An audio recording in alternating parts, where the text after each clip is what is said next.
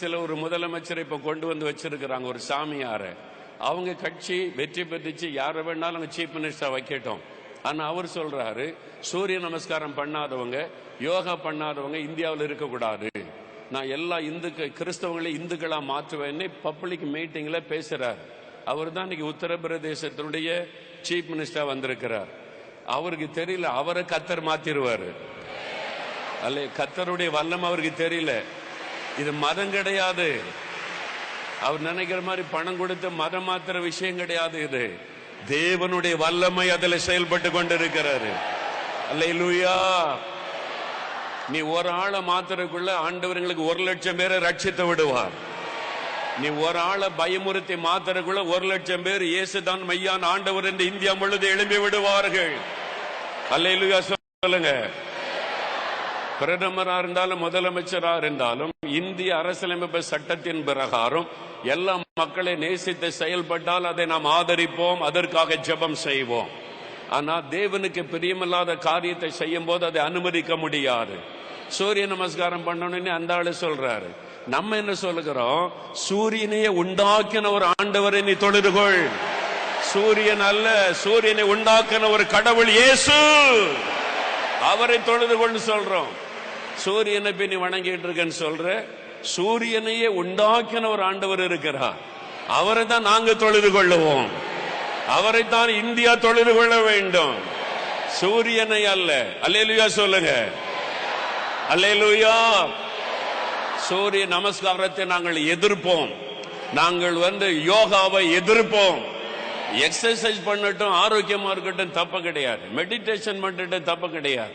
ஆனா அதற்குள்ளே சாத்தானுடைய தந்திரங்களை நுழைத்தால் நாங்கள் அதை எதிர்ப்போம். அல்லேலூயா சொல்லுங்க. அதை எதிர்த்து ஜெபம் பண்ணுவோம். இப்ப நம்ம பிரதமர் கொண்டு வருகிற வேண்டாத திட்டங்களை கர்த்தர் முடக்கி போட வேண்டும். அவைகள் முடக்கப்பட வேண்டும். ஒருத்தர் சொல்றாங்க, ஒரு சட்டம் கொண்டு வர, பகவத்கீதையை எல்லா ஸ்கூல்லையும் கொண்டு வரணும், ஜனங்களுக்கு நற்கிரியைகளை போதிக்கணும் அப்படின்னு கொண்டு வரணும்னு அவங்க பேசுறாங்க. சரி, பகவத்கீதையை கொண்டு வரணும்னு அவங்க பேசுறாங்க. ஒரு அரசாங்கம் என்ன செய்யணும்? இலங்கை அரசாங்கம், இலங்கை புத்த ஒரு கவர்மெண்ட் மதம் உள்ள தலைவர்கள் தான் இலங்கையில் ஆட்சி பண்ணுகிறார்கள். அங்க எல்லா ஸ்கூல்லையுமே இந்து மதமும் போதிக்கப்படுகிறது, குர்ஆனும் போதிக்கப்படுகிறது, பைபிளும் போதிக்கப்படுகிறது. அவங்கவுங்க மதம் போதிக்கப்படுகிறது எல்லா ஸ்கூல்லையுமே. கிறிஸ்தவ மதத்தில் உள்ளவங்களுக்கு கூட ஸ்கூல்ல டீச் பண்ணலாம்.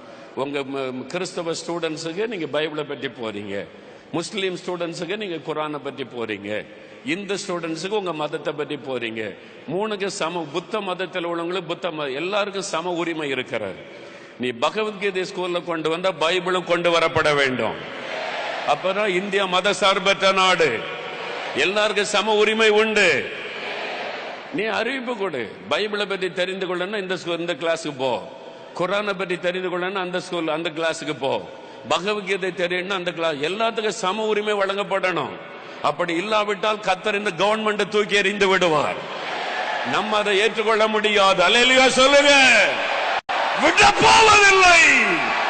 கவர்மெண்டாக இருந்தாலும் சரி, இந்திய அரசியலமைப்பு சட்டப்படி நாம் இந்தியர்கள், நமக்கு சம உரிமை உண்டு. நம்ம கேட்போம், பைபிளுக்கு இடம் கொடு, அப்பன்னா நாங்க ஏற்றுக்கொள்ளுவோம். இலங்கையில இருக்குது, இலங்கை அரசாங்கம் அனுமதிக்குது.